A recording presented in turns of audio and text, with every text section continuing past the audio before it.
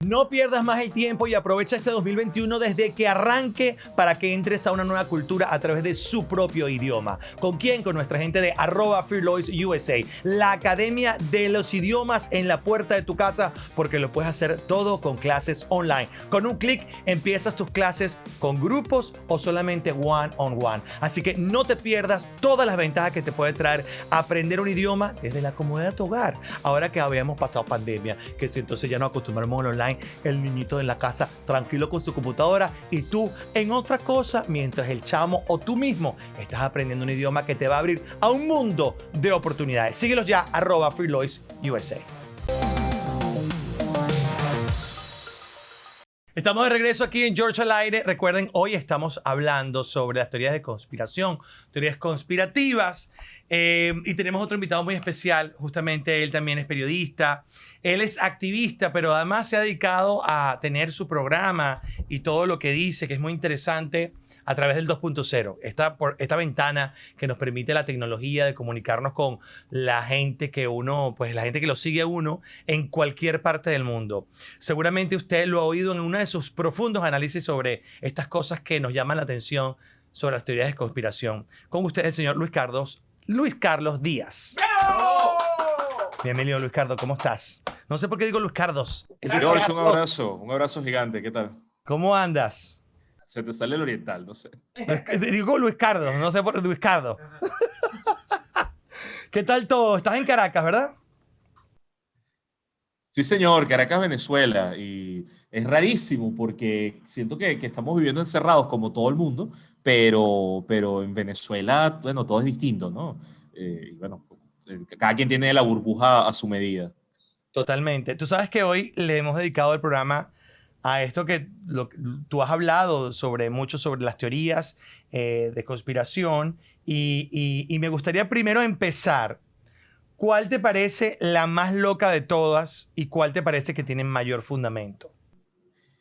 Yo creo que están conectadas, porque hay una que se repite a lo largo de la historia, que es pensar que todo lo que ocurre es culpa de un grupo poderoso que está tomando las grandes decisiones para controlar nuestras vidas. Entonces, eso tiene historicidad y lo que va es cambiando de paquete, ¿no? En algunos casos dirán que son los Illuminati o los masones o los reptilianos o Bill Gates o George Soros. O sea, irá mutando en quién es ese sujeto, pero se repite. Todo un cuadro de justamente como de las más importantes a las más a las de menos, pues. Y justamente QAnon, Deep State, o sea, o el Estado Profundo, George Soros, tenemos la Tierra Plana, los reptilianos, tenemos también el Nuevo Orden Mundial, el Pizzagate, y bueno, y todas estas son como las más poderosas, pues, las que he encontrado. A mí lo que me gusta de ese gráfico es que él va escalando y llega un momento en el que dice, aquí ya la perdiste, aquí ya no hay nada que hacer. Porque además está demostrado que quien cree en una teoría de la conspiración suele creer en varias más para poder sostenerla. Entonces, claro, hay una base muy sencilla que es tratar de dejar de ser el dueño de tu vida, de tu destino, de ser responsable de tus cosas y adjudicárselo a otros. Un poco como el socialismo, pero en este caso con la vida diaria. Entonces hay gente que dice, bueno, fracasé porque un grupo poderoso está tomando las riendas de todo y no me permite surgir. Tal cual, me parece uno de los mejores análisis que he oído con respecto a la teoría de conspiración, el tema de la responsabilidad. O sea, como que uno siempre hay gente que siempre le ha echado la culpa, por ejemplo, es que yo no surgí en la vida por el chavismo. Bueno, el chavismo nos pasó a todos, a un país, y 22 años. Y hay gente que ha trufado y le ha ido bien y se ha casado y ha comprado su casa y ha creado su empresa a pesar de... Hay gente que emigró, hay gente que se quedó. O sea, eso no es excusa para nada. Que te pudo ser difícil en un momento de la vida, es chévere, pero uno ya aprende a sortearlo y vámonos. Sí, yo creo que hay que partir de un principio aquí, George, y es que hay una razón científica para esto. Hay una manera en la que trabajamos los humanos, y es que nuestro cerebro es una máquina sumamente eficiente para generar patrones. Nuestro cerebro está diseñado desde el inicio de la humanidad para ver cosas y sobre esas cosas tratar de hacer correlaciones. Por ejemplo, tengo sed, esa agua me va a quitar la sed, pero de pronto algún humano probó el agua de mar y dijo, no, esa salada, esa no sirve. Y no es que hay generaciones de humanos probando si el agua salada le sirve o no le sirve. Por eso es muy raro ver que hay una generación loca que de pronto empieza a tomar orine, empieza a tomar otra cosa, porque no tiene sentido. O el miedo básico a la oscuridad. Tú no sabes qué hay allá afuera de la cueva donde vivía, del cavernícola, y bueno, en esa oscuridad tú tenías algunas nociones, había peligro, había riesgo, y sobre eso ibas elaborando patrones. Entonces, lo que ocurre con mucha gente y teoría de la conspiración es que los patrones que va elaborando son incorrectos. Son patrones que te hacen sentir más seguro, te hacen sentir como cómodo porque tomaste una decisión de creer en algo, pero que pueden ser falsos. Y lo mejor, lo que a mí más me gusta de analizar este mundo es que no diferencia clase social, ni siquiera nivel de estudios, ideología política. Todas las personas tienen el riesgo de creer en algo que es falso. Totalmente, estoy completamente de acuerdo contigo.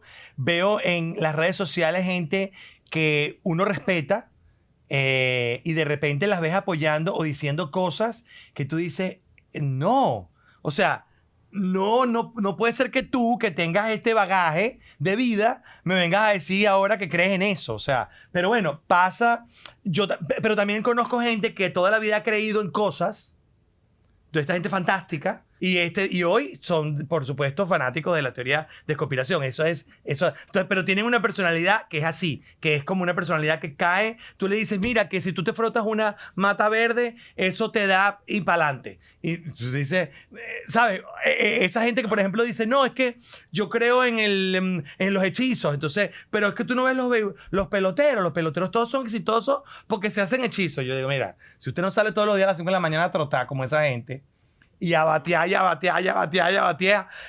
ni que le hagan el hechizo que le hagan, usted no sale para adelante. Es que hay un principio acá que también usan los científicos, que es que correlación no es causalidad. Es decir, que tú relaciones dos aspectos que ocurrieron al mismo tiempo. Entonces, ese día el pelotero sobó el bate y entonces tuvo un jonrón. Por lo tanto, él va a tener que sobar el bate siempre. Pues no, así no funciona el mundo, así no son las cosas. Y creo que cuesta mucho desmontarse eso y ser mucho más escéptico, porque ser escéptico es vivir en incertidumbre y eso da miedo, de verdad da mucho, mucho miedo. Hay un nivel de teorías de conspiración que ya vamos a llamarlas pseudociencias, es decir, cosas que no son ciencias, que son falsas y que la gente las abraza, las acoge porque le dan seguridad. Entonces imagínate, yo lo viví directamente, tienes un familiar con cáncer. Entonces, este familiar está atravesando, bueno, un tratamiento médico muy complicado y nunca falta el que venga a decirte el jugo de guanábana es lo que te lo va a curar. Porque la guanábana es sana. Y ahí entra la teoría de la conspiración. Porque las farmacéuticas no quieren que sepas cuál poder tiene la guanábana. Lo que quieren es intoxicarte con medicina para darte más medicina. Y se agarran de ahí. Es falso, la guanábana es sabrosa, pero no te va a curar el cáncer y tú los ves que insisten en la vía. Y como eso, mil cosas. La guanábana además dicen que es bastante anticancerígena. Pero, por favor... Es rica, pero no es anticancerígena. Pero no, claro, cuando ya tienes la enfermedad, pues la guanábana tiene sus limitaciones. La guanábana tiene así hay mil cosas. Pero es verdad lo que dice, además, ahí mismo te ponen es que los laboratorios no quieren que tú sepas que el limón con bicarbonato de sodio es la cura de todos los males. Yo tengo como 3 años tomando limón con bicarbonato de sodio porque dicen que rebaja y no he visto efecto. Sigue siendo malísimo. Y no he visto, no dicen eso es lo que te hace rebajar porque eso te quita la grasa, te la corta como la acción. Entonces, claro, uno... y eso, el laboratorio no quiere que tú sepas, ahí de una vez te inyectan la cosa en la cabeza. ¿Cuál de todas estas te parece? Porque sabes cuáles son las peligrosas, las que se cuelan de una manera tan sutil en la sociedad que las hacemos propias. Sí. A mí las peligrosas me parecen justamente las de salud porque hacen que la gente deje de hacer lo correcto. Claro. Es decir, hay unas que no son dañinas. Por ejemplo, la gente que cree que la Tierra es plana. Yo tengo un pana que lo cree en serio y te diviertes porque tú le tocas el tema y le dices, oye, pero mira la foto, la Tierra es redonda. El tipo dice, no, lo que pasa es que el lente de la cámara es redondo y por eso lo capta así. Y tú así como, pero te ríes al final. Esa persona no le está haciendo un daño al mundo, ni se está haciendo un daño a sí mismo, digamos, no es problemático. Pero cuando alguien deja de hacer un tratamiento médico, cuando alguien deja de nutrirse correctamente, cuando alguien ataca a otra persona porque se fanatiza en su ideología y sobre eso va y ataca a otros porque no creen en su teoría de la conspiración, ahí sí se rompe todo, porque la gente entra en riesgo y se aísla, que creo que es lo peor. Te vas aislando y vas reforzando tu punto de vista. Porque, bueno, si tú tienes la razón y el resto no, es porque entonces todos conspiran en tu contra. Yo creo que esa es de las más gruesas que nos ocurre, más allá de que sea divertidísimo reírse de que Elvis esté vivo o que, ¿sabes? Que va a reaparecer, va a haber un apocalipsis zombie. O sea, ese tipo de cosas pueden ser divertidas, pero las dañinas sí hay que levantar alertas porque nos hacen menos seres sociables, menos humanos, y nos hacen además refugiarnos en gente que piense como nosotros y eso al final radicaliza a cualquiera. Bueno, pero si por ejemplo todavía sigue la creencia de que Marilyn Monroe la mató los Kennedy, los dos Kennedy fueron y la mataron esa noche. O sea, ella nunca consumió ningún estupefaciente, nunca consumió pastilla, nunca mezcló pastilla con licor. Eso ya nunca lo hizo. Fue... Y que estaba embarazada del hermano, no del presidente, del hermano.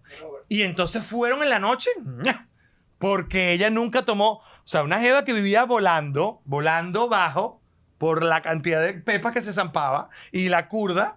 Entonces la mató entonces claro, te hacen creer y ya tú lo das por sentado. O sea, Whitney no murió. Michael Jackson fue una conspiración también porque él sabía cosas de los pedófilos, no sé, de los pedófilos y no sé qué. Entonces lo mandaron a matar. Entonces, pero si ese señor se inyectaba, no sé cómo se llama la medicina, que es una cosa de quirófano, y hasta que el cuerpo dijo, hasta aquí llegué. O sea, ¿qué es lo que suele pasar? Es que, por ejemplo decir que se estaba blanqueando y no que de verdad estaba sufriendo vitiligo, y es una enfermedad y se sufre y la fue llevando año a año. Cuando ves la seguidilla de fotos de Michael Jackson, bueno, te das cuenta que se estaba blanqueando, pero bueno, porque es una enfermedad, es un proceso.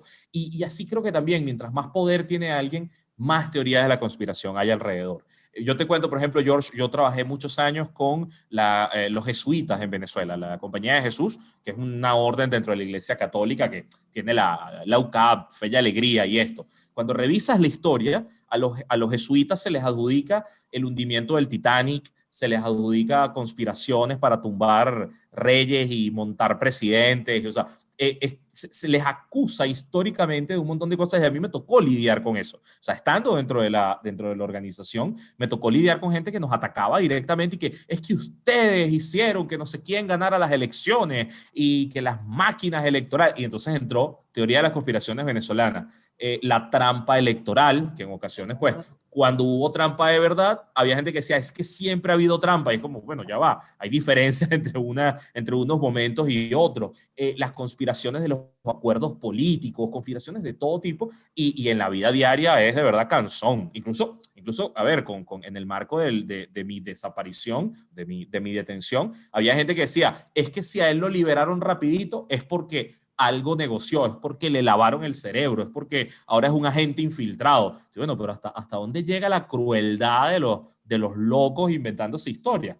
Pero bueno, eso pasa y pasa todo el tiempo.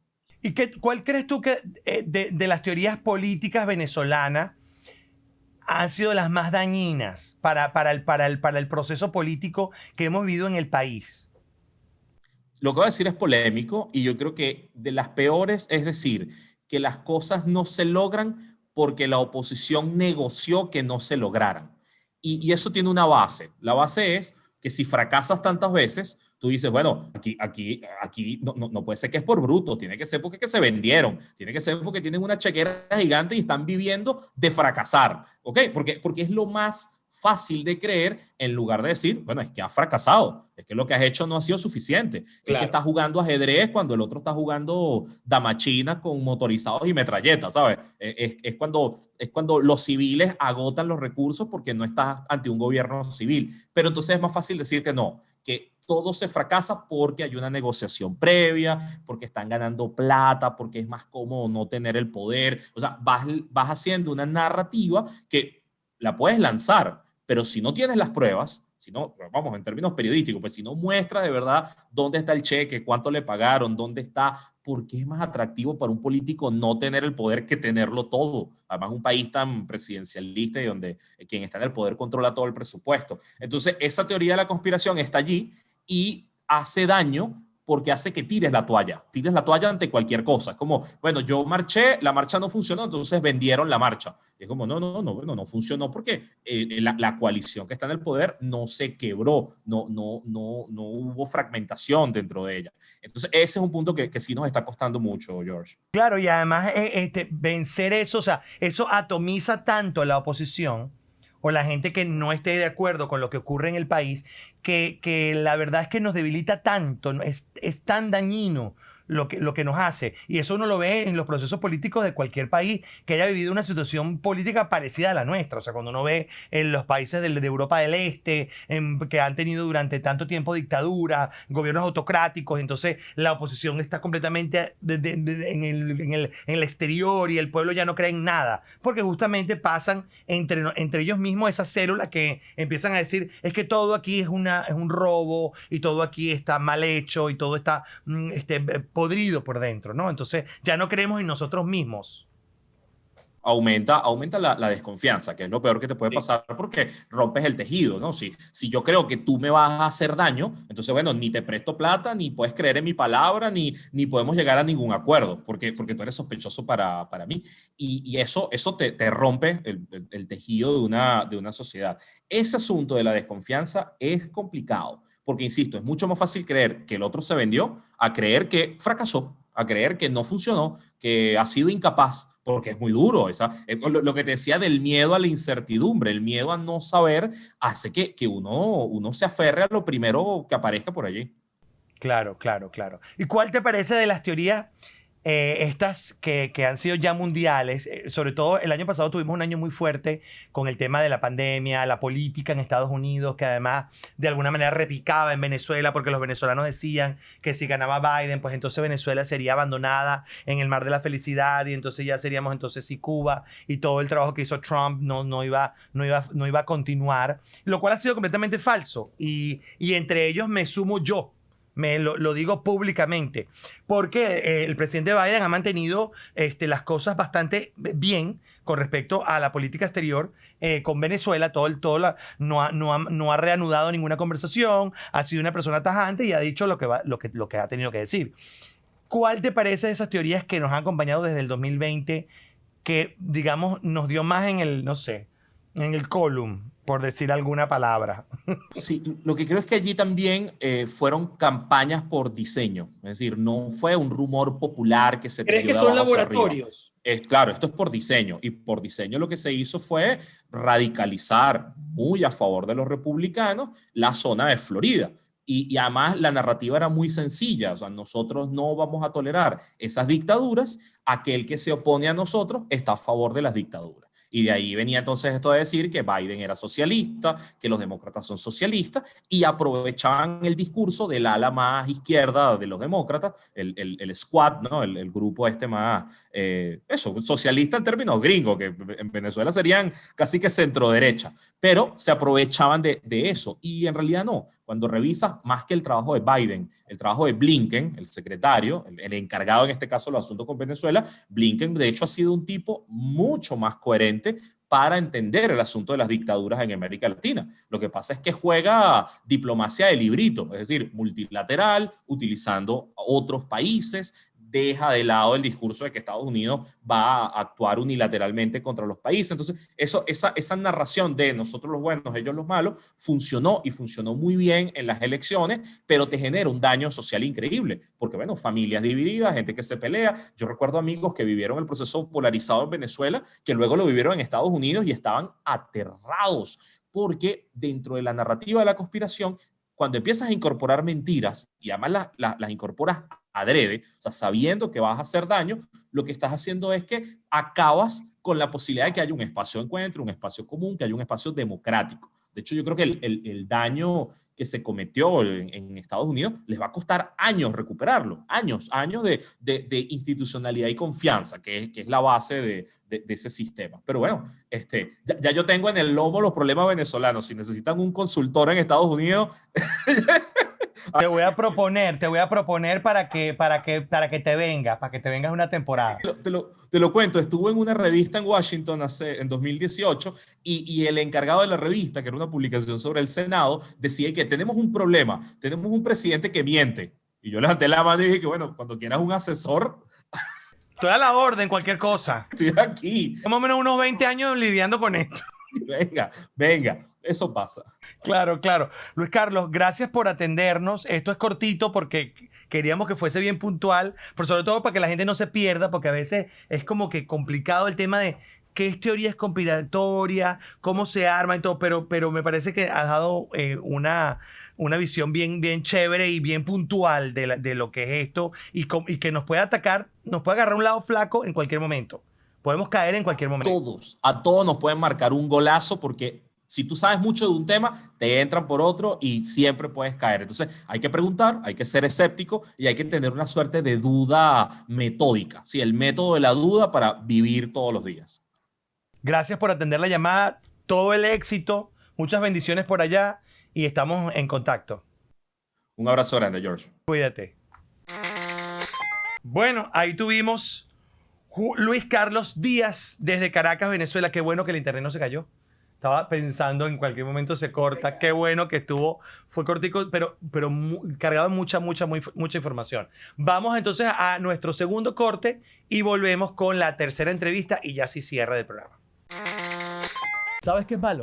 Tener una filtración en la casa y no saber de dónde proviene. Pero ¿sabes qué es peor? No tener a quién llamar para que te averigüe de dónde proviene la cosa y de dónde está la gota. Nuestros panas de @JD Restorations FL tienen la solución porque ellos van, te hacen la inspección de la casa y te dan pues ya el avalúo completamente gratis los 365 días del año para que tú en cualquier momento los puedas llamar. Síguelos ya. Entra en su página web www.JD Restorations FL y entiende lo que le pasa a esa casa que pareciera que tuviera moho, que está peligrosa, que la vas a alquilar porque es una propiedad. A lo mejor te la entregaron así, no sabes de dónde viene, es como una cosa, un daño oculto. Nuestros panas te averiguan eso y te lo reparan así de rápido.